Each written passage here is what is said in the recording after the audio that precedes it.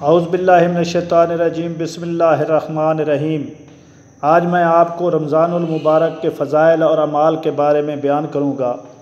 शेख सद्दूक़ ने मोतबर सनद के साथ इमाम अली रज़ा अलैहिस्सलाम से और हज़रत ने अपने आबाओ अजदाद के वास्ते से अमीरुल मोमिनीन इमाम अली अलैहिस्सलाम से रिवायत की है कि आपने फरमाया, एक रोज़ हज़रत मोहम्मद मुस्तफ़ा सल्लल्लाहु अलैहि वसल्लम ने हमें खुतबा देते हुए कहा, इरशाद फरमाया कि ए लोगो, हमारी तरफ रहमतों और तुम्हारी तरफ रहमतों और बरकतों वाला महीना आ रहा है जिसमें गुनाह मुआफ़ होते हैं। ये महीना खुदा के यहाँ सारे महीनों से अफजल है और बेहतर है, जिसके दिन दूसरे महीनों के दिनों से बेहतर, जिसकी रातें दूसरे महीनों के रातों से बेहतर हैं और जिसकी घड़ियां दूसरे महीनों की घड़ियों से बेहतर हैं। यही वो महीना है जिसमें हक़ ताला ने तुम्हें अपनी मेहमान नवाजी में बुलाया है और इस महीने में खुदा ने तुम्हें बुजुर्गी वाले लोगों में करार दिया है और तुम्हें अपनी मेहमान नवाजी में बुलाया है कि इसमें सांस लेना तुम्हारी तस्बीह और तुम्हारा सोना इबादत का दर्जा पाता है। इसमें तुम्हारे अमाल कबूल किए जाते हैं और दुआएं मंजूर की जाती हैं। बस तुम अच्छी नीयत और बुरी बातों से पाक दिलों के साथ इस माह में खुदा ताला से सवाल करो कि वो तुमको इस माह के रोज़े रखने और इसमें तिलावत कुरान मजीद करने की तौफीक अता करे, क्योंकि जो शख्स इस बड़ाई वाले महीने में खुदा की तरफ से बख्शिश से महरूम रह गया तो वो बदबख्त है और बद अंजाम होगा।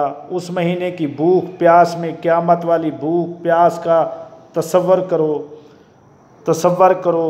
अपने फ़कीरों और मस्कीनों को सदका दो, बूढ़ों की ताज़ीम करो, छोटों पर रहम करो और रिश्तेदारों के साथ नेक सलूक करो, नरमी और मेहरबानी करो। अपनी ज़बानों को इन बातों से बचा कर रखो जो नहीं कहनी चाहिए। जिन चीज़ों का देखना हलाल नहीं वो मत देखो। अपनी निगाहों को बचाए रखो। जिन चीज़ों का सुनना तुम्हारे लिए रवा नहीं उनको अपने कानों तक मत आने दो। दूसरे लोगों के यतीम बच्चों पर रहम करो ताकि तुम्हारे बाद लोग तुम्हारे यतीम बच्चों पर रहम करें। अपने गुनाहों से तौबा करो, खुदा की तरफ रुख करो। नमाज़ों के बाद अपने हाथ दुआ के लिए उठाओ कि बेहतरीन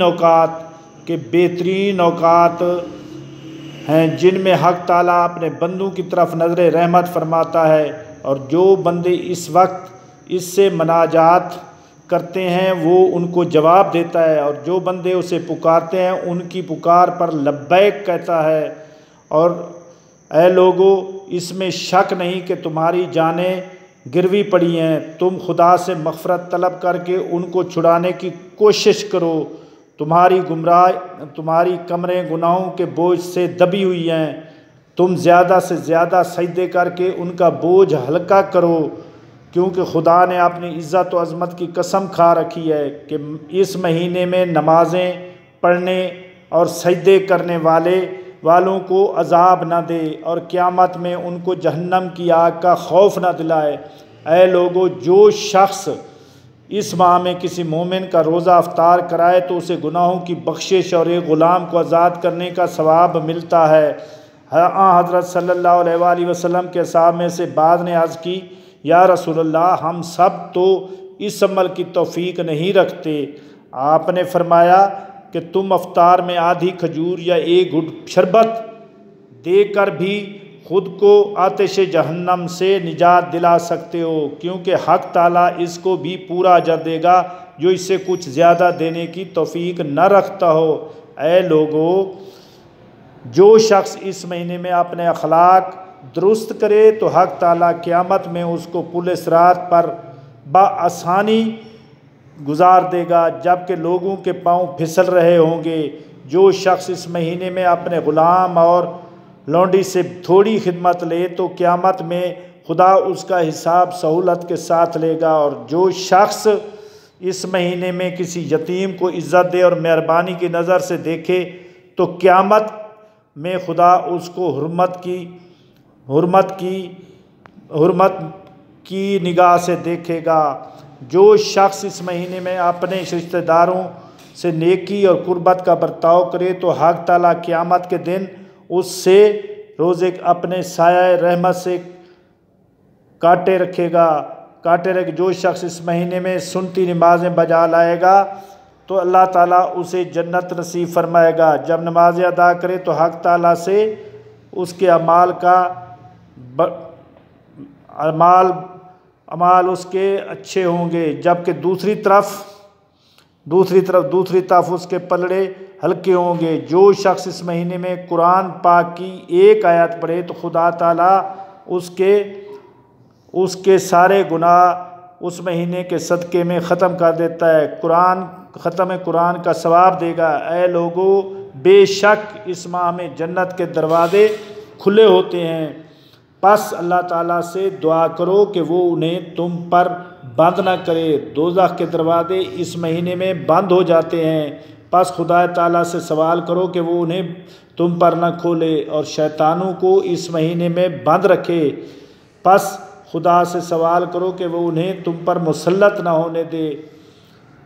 शेख सद्दूक अलैहिर्रहमा ने एक रिवायत की है कि जब माह रमज़ान दाखिल होता तो हज़रत रसूल खुदा सल्लल्लाहु अलैहि वसल्लम तमाम असीरों को रिहा कर देते और हर सवाली को अता फरमाते थे। मुअल्लिफ़ कहते हैं कि रमज़ान मुबारक में खुदा ताला का महीना है और ये सारे महीनों से अफजल है। इस महीने में एक रात ऐसी है जिसमें इबादत करना 1000 महीनों से बेहतर है। बस ऐ इंसानों, तुम्हें सोचना चाहिए कि तुम इस महीने के रात दिन किस तरह गुजारोगे और अपने अज़ाए बदन को खुदा की नाफरमानी से क्यों कर बचाओगे। ख़बरदार, कोई शख्स इस महीने की रातों में सोता रहे और इसके दिनों में हक़ ताला की याद से गाफिल रहे, क्योंकि एक रिवायत में आया है कि माह रमज़ान में दिन का रोज़ा अफ्तार करने के वक्त अल्लाह ताला 1 लाख इंसानों को जहन्नम की आग से आज़ाद करता है और शब जुम्मा या जुम्मा के दिन की हर घड़ी में खुदा ताला ऐसे हज़ारों इंसानों को आतिश दोज़ख से रिहाई बख्शता है जो दोषी बन चुके होते हैं। नीज़ इस महीने की आखिरी रात और दिन में हक़ ताला अपने इतने बंदों को जहन्नम से आज़ाद करता है जितने के पूरे रमज़ान में आज़ाद कर चुका होता है। बस ऐ मेरे अज़ीज़ दोस्तों, तवज्जो करो कि ये मुबारक महीना तमाम हो जाए और तुम्हारी गर्दन पर गुनाहों का बोझ बाकी रह जाए, और जब रोज़ादार अपने रोज़ों का अजर पा रहे हों तो तुम उन लोगों में शामिल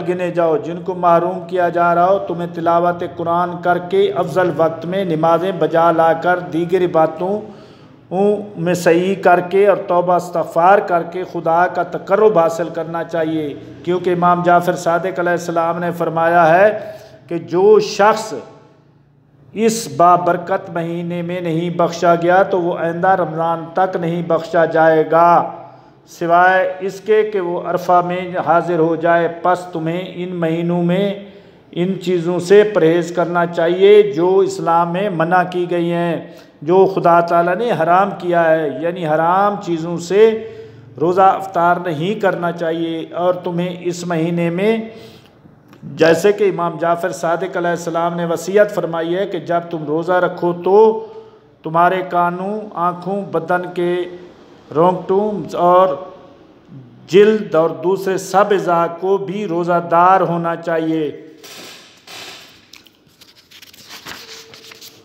यानी उनको हराम बल्कि मकरूह चीज़ों और कामों से बचाए रखो। नीज़ फरमाया कि तुम्हारा